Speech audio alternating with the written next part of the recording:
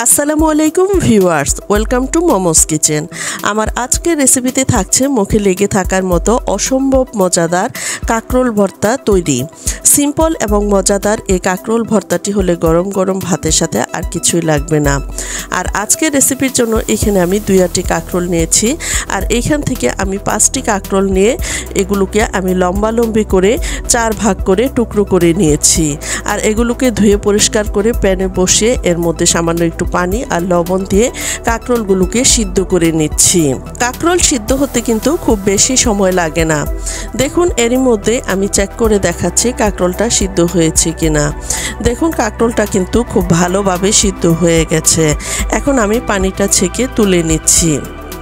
আর এ পর্যায়ে চুলায় একটি প্যানে আমি সামান্য পরিমাণ সরিষার তেল দিয়ে 5-6টি শুকনো মরিচকে ভেজে নিচ্ছি।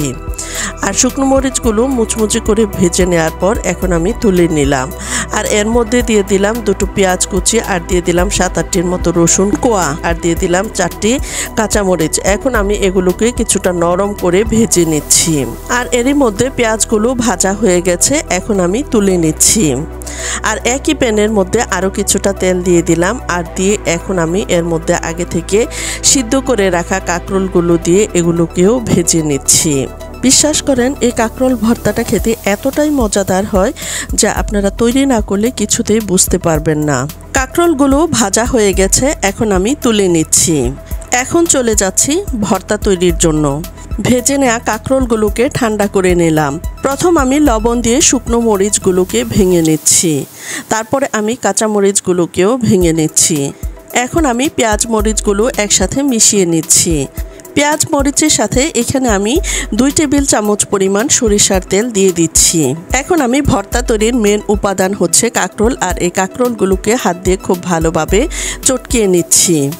আর সবগুলো উপকরণকে খুব ভালোভাবে মিশিয়ে নিচ্ছি। আর এখানে আমি কিছুটা ধনিয়া পাতাও নিয়েছি, আর এগুলোকে আমি এই ভর্তার সাথে মিশিয়ে নিচ্ছি। এই ভর্তাটা হচ্ছে সিম্পলের মধ্যে গর্জিয়াস। এই ভর্তাটি খেলে শুধু বলবেন এটা যে এতটা মজাদার হয় আগে জানতাম না। ভর্তাটি খুব ভালোভাবে মিশিয়ে নেওয়া হয়ে গেছে। আর এরই মধ্যেই আমার সুস্বাদু এই ভর্তাটা তৈরি করা হয়ে গেছে। আর এর কালার দেখলে আপনারা বুঝতে পারবেন যে এটা কতটা মজাদার হতে পারে। ভর্তাটা তৈরি করা হয়ে গেছে, আর এখন আমি পরিবেশন করে নিচ্ছি। আর এর উপরে কিছুটা সরিষার তেল দিয়ে দিচ্ছি। আর এরই মধ্যেই তৈরি হয়ে গেল আমার মুখরোচক কাঁকরোল ভর্তার রেসিপিটি। আবারও দেখা হবে নতুন কোনো ভিডিওতে। সে পর্যন্ত সবাই ভালো থাকুন, সুস্থ থাকুন। আজ এ পর্যন্তই, আল্লাহ হাফেজ।